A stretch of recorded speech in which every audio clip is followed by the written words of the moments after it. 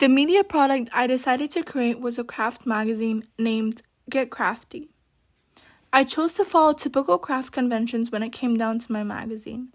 My overall magazine provides a soft pastel aesthetic to ensure friendliness to my audience, making them feel welcome to view. In addition, I use minimal typography to make sure that my magazine is similar to other magazines, short and simple, as shown. I chose these types of conventions to show audiences that crafts can be an artistic expression and also a worthy skill, since it's important to me for my audience to feel comfortable. My primary purpose was to make my magazine seem as friendly, warm, and wholehearted as possible. Out of all the pictures I took of my creations, I decided to choose a pink bear, which I chose because I wanted it to appear simple, chic, and feminine. Plus, the title, Get Crafty, is bold, big, and in the center to appeal to hobbyists or conscious crafters. My magazine also provides typical short crafting tutorials so that my audience can feel like they can do anything. Some magazines that don't follow typical conventions can contain cool, edgy, or dark aesthetics, which could lack viewership, so I decided not to go that route. When it comes down to discussing how my magazine represents social groups and norms, I take into consideration the fact that some of the materials I use in my crafts, such as recycled paper for the bears, which I can use to promote eco-friendly crafts, so that way eco-friendly activists would feel comfortable and as though they are expressing creativity and also saving the earth. My magazine does acknowledge how it can attract eco-friendly activists, and my magazine also relates to women. For example, my magazine uses pinks, which usually is related to women. However, I am breaking gender norms by using the conventions in a way that's empowering and artistic, making it more appealing to women who are in seek of a way to express themselves. The soft pink can be seen as a more delicate, feminine approach, but instead, my magazine all in all breaks outdated ideas of crafting as delicacy and rather a way to boldly express oneself. Plus, the bold title and the photography makes the aesthetic seem graceful yet powerful. Crafts are generally related to an older age group as they find things to do once they age. However, my magazine challenges that norm by seeming more modern, youthful, and trendy. In addition, the crafts used in my magazine are easy to replicate, which can reel in many people of a younger demographic as they may lack motivation to create things. With easy-to-make tutorials as provided in my magazine, they may feel motivated to express their creativity. Plus, my magazine challenges the hierarchy of high art and low art. For example, some may think that high art is like fine art or gallery pieces, and that low art is craft and projects. But my magazine is here to put an end to that toxic thinking. This toxic hierarchy suggests that crafting is less meaningful, which can be damaging to some artisans. However, my magazine provides photos that are purposely taken and edited to appear chic, making my magazines show people with that toxic mindset that crafting takes great skill, time, and effort. When I started my journey into how I could engage with my audiences, I firstly decided to create a survey asking people around me or on social media what they thought on my magazine. My magazine targets a younger demographic of people, which is the type of people I use in my survey as shown.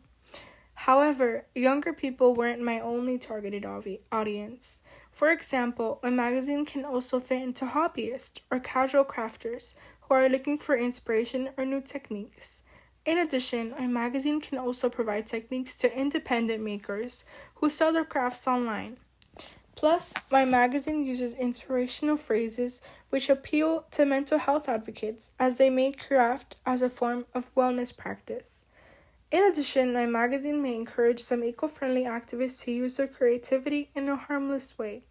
I decided to do some research on ways to distribute my magazine to help me understand how magazines could end up being successful. So after careful consideration, I could distribute my magazine physically, which would be in bookstores like Barnes & Nobles or craft stores like Michael's or Joann's, or also magazine stands. In addition, I would create my personal website which allows readers to subscribe online and have the magazines shipped to them. Or I could also create social media accounts such as edublogs, inviting readers to enjoy digitally, making behind-the-scenes content, live, crafting, or even Q&As on those accounts. This would most likely ensure a loyal audience so that they can tune in at any time or place. Lastly, I could create collaborations with applications like Instagram, TikTok, and Pinterest to promote my magazine digitally. Throughout my craft magazine, my production has improved greatly, technique-wise and efficiency-wise. Prior to my magazine, I had very little experience from a few years ago, so I had to improve my photography skills. When I began my magazine, I was confident in my photography skills, but I quickly learned that my skills were not enough to suffice. So, I photographed all of my pictures, and some came out the way I wanted to, and then some didn't.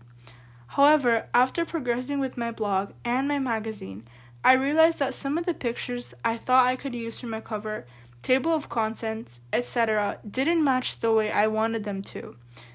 Plus, I even tried my best to edit them at the best of my abilities using PicsArt and CapCut.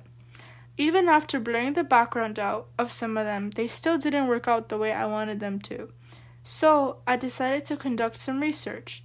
For example, I wanted to know ways in which I can better my photos using the iPhone 14, which is the camera that I used.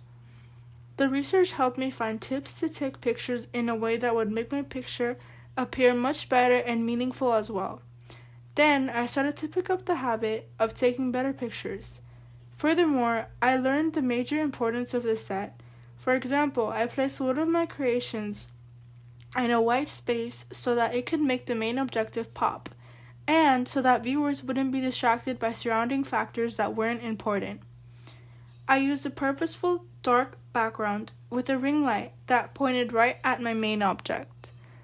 This greatly improved my photo taking skills, as the lighting and background plays a huge role into taking a successful photo. I also researched some tips as to how to take a good picture and be able to focus on one object only, which led me to take a picture that I deemed was worthy enough to appear on my front cover. I was able to do this because of all the tips I learned from my research.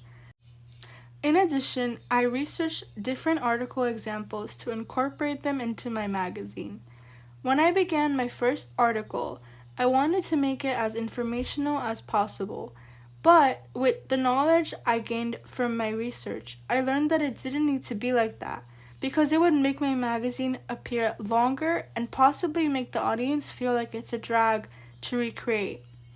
Therefore, I decided I wanted it to be short and simple. I even improved my blog skills.